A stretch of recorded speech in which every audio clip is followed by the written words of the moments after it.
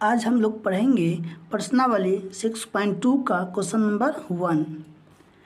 निम्नलिखित में से प्रत्येक संख्या का घनमूल अभाज्य गुणनखंड विधि से ज्ञात करें। तो जितना दिया हुआ है सभी का घनमूल ज्ञात करना है। किस विधि से? अभाज्य गुणनखंड विधि से। तो देखिए सवाल कैसे बनाएंगे। देखिए 6.2 का पहला क्वेश्चन का पहला दिया हुआ 125। तो पहले क्या कर लेंगे, 125 का एलसीएम निकाल लेंगे। ठीक है, तो कितना से लगाएंगे, 5 से। तो 25 पंच 125 होता है, फिर 25 25 और 5 एकन 5। ठीक है, तो यहाँ लिख देंगे 125 का जो गुणनखंड हुआ क्या हो गया, 5 गुने 5 गुने 5। ये आपको रफ में निकालना है। ठीक है, तो देखिए ये जो है 3 का 1 हो जाएगा। क्या लिख देंगे इसका, ऐसे लिख देंगे 5 का पावर 3। ठीक है, यहाँ लिखेंगे, इसलिए ये 5 का पावर 3 हो गया, यानी कि ये क्या हो गया, ये घनमूल हो गया। तो दर्शा देंगे इस तरह से 5 100 यहाँ लिख देंगे 125। ठीक है, तो क्या हो जाएगा, 125 को लिख सकते हैं 5 का पावर 3। तो 3 का कितना बाहर आएगा, 1 बाहर आएगा। ठीक है, 5 का पावर 3 लिखें या 5 गुने 5 गुने 5 लिखें। ठीक है, एक ही बात है। तो इसका कितना बाहर आ गया, 5 बाहर हो गया, यानी कि ये क्वेश्चन सॉल्व हो गया। इसका आंसर कितना हो गया, 5 हो गया। 125 का घनमूल 5 निकल गया। ठीक है, इस तरह से क्वेश्चन नंबर 2 देख लीजिए। नंबर 2 कितना है, 729। ठीक है, 729 का यहाँ पे एलसीएम ज्ञात कर लिए, ये रफ में निकालेंगे। और यहाँ देखिए इसका क्या कर लिए, अभाज्य गुणनखंड जो ना विधि से ज्ञात करना है, इसलिए इसका गुणनखंड यहाँ पे दर्शा दिए। तो 3 ठो 3 है और यहाँ पे 3 ठो 3 है, लिख दिए 3 का पावर 3 3 का पावर 3। तो अब दोनों के पावर को एक जगह कर लिए। ठीक है, और 3 गुने 3 का पावर 3 हो गया। अब यहाँ पर लिख देंगे, इसलिए 729 का जो घनमूल क्या हो जाएगा, 3 गुने 3 का पावर 3, यानी कि 3 गुने 3 हो जाएगा, 3 3 9 हो जाएगा। ठीक है, तो इस तरह से क्वेश्चन नंबर 2 कंप्लीट हो गया। अब इसका 3 देखिए। देखिए 3 कितना है, 512। 512 का क्या किए, यहाँ पे अभाज्य गुणनखंड लिख दिए।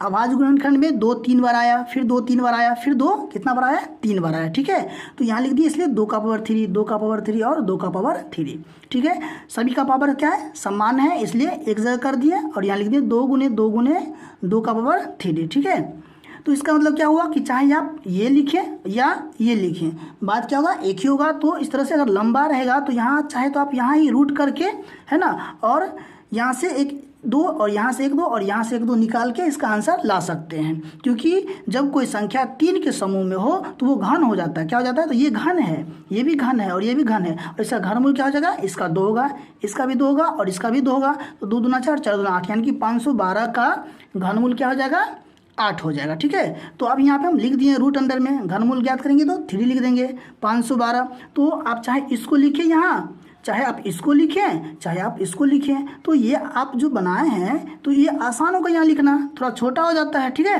तो यहाँ लिख दिए। इस 3 में से एक यहाँ बाहर निकल गया, एक यहाँ बाहर निकाल दिया और एक बाहर यहाँ निकाल दिए, है ना। यानी कि क्या है, ये 2 गुने 2 गुने 2 के पावर 3, यानी कि 2 3 बार है, ये भी 2 3 बार है और ये भी 2 3 बार है। इसका क्या किया, एक बाहर निकाल दिए, एक बाहर निकाल दिया और एक बाहर निकाल दिए। अब इसको गुना कर देंगे, 2 दूना 4 4 दूना 8। तो क्या हो जाएगा, इसका आंसर हो जाएगा, यानी कि 512 का घनमूल क्या हो गया, 8 हो गया। अब देखिए 4 नंबर, देखिए कितना है, 4 13 31। तो 13 31 का अभाज्य गुणनखंड लिख दिए।